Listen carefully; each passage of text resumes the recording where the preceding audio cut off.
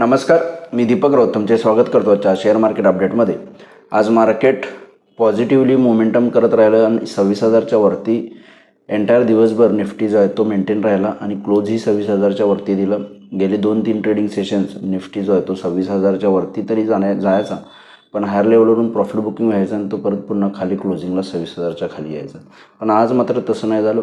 Nifty चांगला डिसायसिव्हली 26,000च्या वर मेंटेनही राहिला, ट्रेडही केला आणि क्लोजही दिला, जे एक मला वाटते मार्केटला फर्दर अपवर्ड मोमेंटमसाठी एक पॉझिटिव्ह गोष्ट आहे। त्यामुळे जोपर्यंत निफ्टी 26,000च्या वरती आहे तोपर्यंत आपल्याला 26,200 ते 300पर्यंतचे राईज आणि त्यानंतर लाईफ टाईम हायसुद्धा बघायला मिळू शकतो, जोपर्यंत निफ्टी 23,000च्या वरती आहे। आणि त्याची शक्यता थोडीशी मार्केटमध्ये दिसते की निफ्टी नवीन लाईफ टाईम हाय बनवण्याचे चान्सेस आहेत।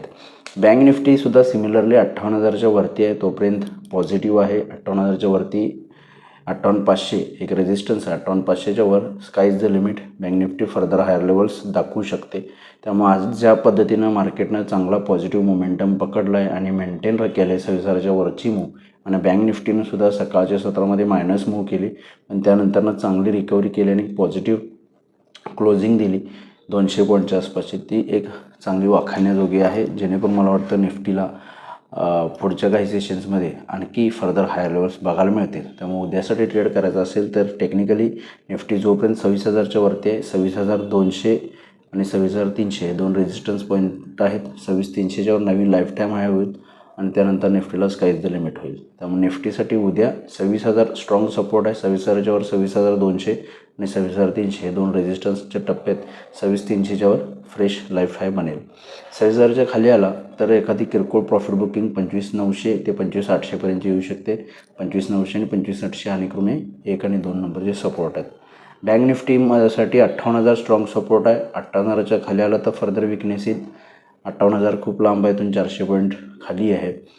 58,500च्या वर गेला तर नवीन लाईफ टाईम हाय होईल आणि bank Nifty further higher levels आणखी दाखवू शकतो। त्यामुळे 58,500च्या वर मे बी 58,700 ते 59,000पर्यंत बँक निफ्टी जाऊ शकते।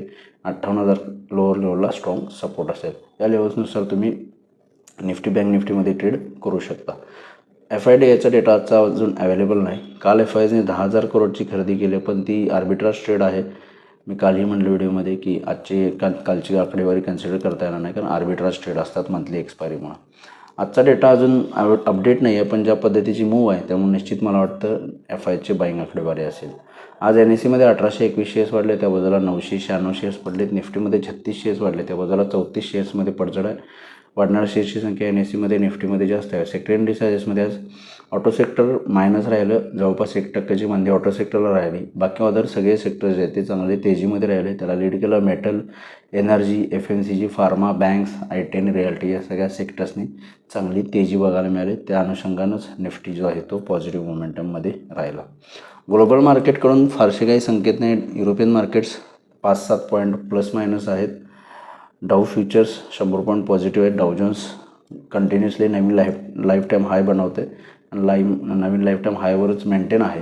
मग ऑलरेडी US मार्केट्स हायला आहेत, त्यामुळे मला वाटतं थोडं जरी पॉझिटिव्ह असेल तर ते आपल्या मार्केटसाठी पॉझिटिव्हच असेल। पण आज फेडरल रिझर्वची मीटिंग आहे, त्यामुळे बघणं गरजेचं आहे की आज फेडरल रिझर्व व्याजदर तरी कट करणारच आहे 0.25 बेसिस, पण फर्दर रेट हाईक्सला घेऊन कशा पद्धतीची कॉमेंट्री येते ते बघणं गरजेचं आहे। जर फर्दर आणखी रेट हाईक्स आल्या तर मार्केटला चांगली तेजी होईल, पण जर फर्दर पॉज घेणार असेल तर मला वाटतं मार्केटसाठी ते थोडंसं निगेटिव्ह असू शकतं।